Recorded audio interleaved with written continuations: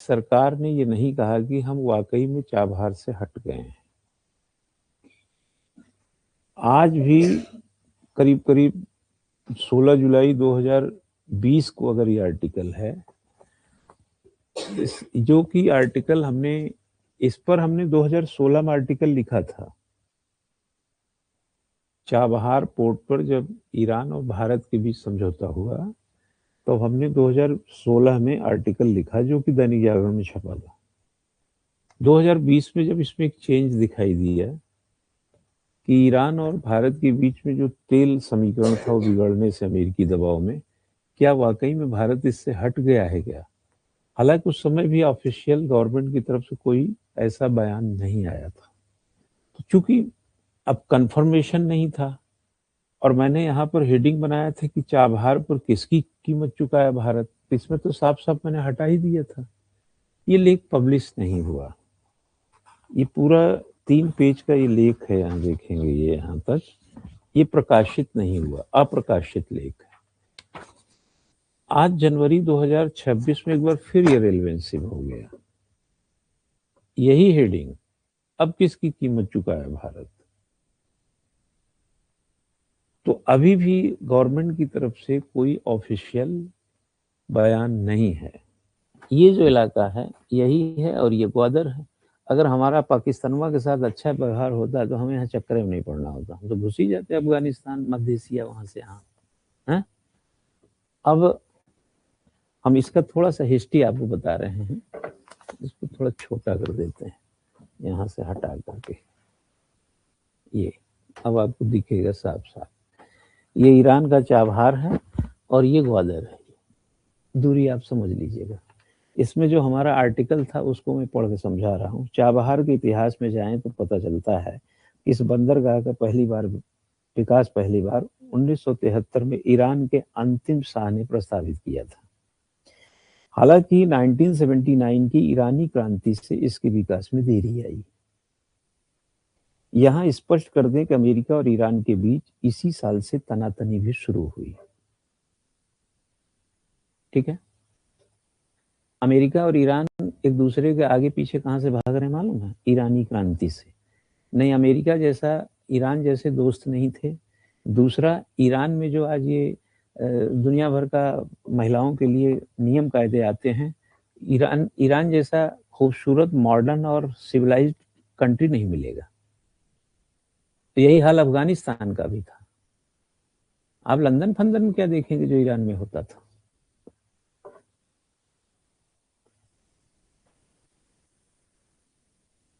Port का पहला चरण 1983 में ईरान इराक युद्ध के समय शुरू हो गया था। ईरान इराक युद्ध हुआ था 1983 में, उस समय पोर्ट का काम शुरू हुआ। असल में ईरान ने फारस की खाड़ी में बंदरगाहों पर निर्भरता को कम करने के लिए पाकिस्तानी सीमा की तरफ और पूर्व में समुद्री व्यापार को स्थानांतरित करना शुरू कर दिया था। इसलिए विकास की तरफ गया, इसके विकास की तरफ। ठीक है, इसके विकास की तरफ तब गया हो जब ईरान इराक युद्ध के बाद जरूरी समझा उसने उस समय की स्थिति में। ठीक है, कर दिया गया। ऐसा इराकी वायुसेना के हमले के चलते सुरक्षा के तौर पर किया गया था। बंदरगाह को लेकर पहली बार भारत और ईरान 2003 में विकसित करने की योजना बनाई। तब देश के प्रधानमंत्री अटल बिहारी वाजपेयी थे, लेकिन ईरान के खिलाफ प्रतिबंधों के चलते यह काम आगे नहीं बढ़ा। अमेरिका दुनिया भर का खुराफात तो कर ही रहा था। लंबे समय तक खटाई में रहने के बाद मई 2016 में प्रधानमंत्री मोदी की ईरानी यात्रा हुई। उसी दौरान द्विपक्षीय समझौते पर हस्ताक्षर हुए। तभी से यह भारत के लिए एक उज्जवल भविष्य का रूप ले लिया, जिसका दिया फिलहाल चीन बुझाते हुए दिख रहा है। समझौते के 2 महीने बाद से भारत ने, समझौता जब हुआ उसके 2 महीने बाद से भारत ने पोर्ट कंटेनर पटरियों को विकसित करने और इरकॉन ने इंटरनेशनल द्वारा रेल पटरियों की शिपिंग शुरू की, जिसके लिए 150 मिलियन अमेरिकी डॉलर खर्च था।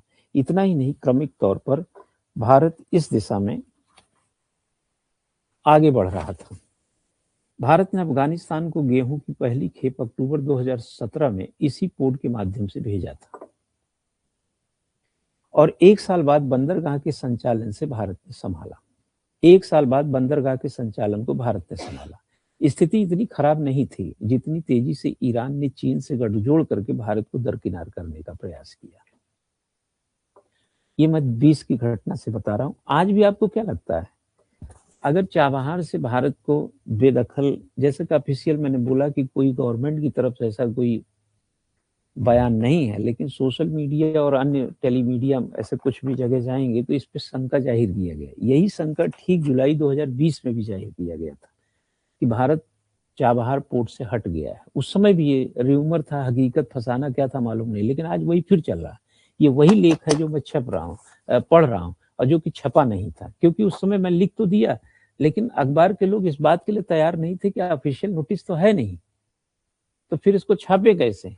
तो मैं आज कंप्यूटर से जब ये फिर से आया तो मैं अभी प्रिंट निकाला ये सुबह।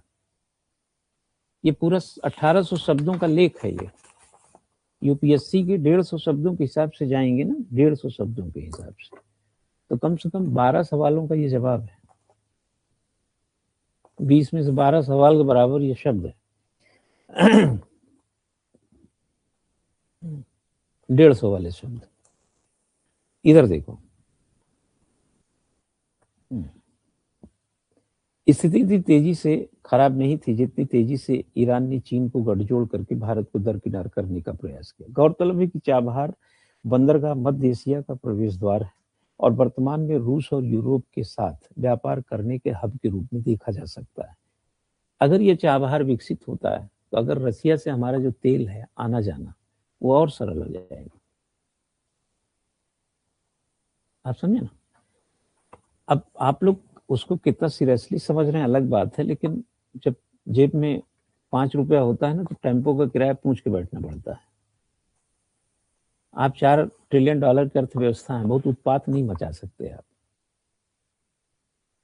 आप दुनिया भर के वादे करके देश को कर्जा में तो नहीं डुबो सकते।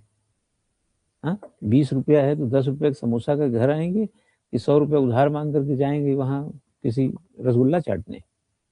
सब देशों की अलग अलग स्थितियां होती है ना। वर्तमान में रूस ये हब हो सकता है। ईरान के कुल समुद्री व्यापार के 85% हिस्से में यही आता है, चाबहार ही 85। तो जरा सोचो उसके लिए कितना इंपॉर्टेंट है चाबहार। फिलहाल भारत ईरान के पुराने संबंध में नया मोड़ आ गया है।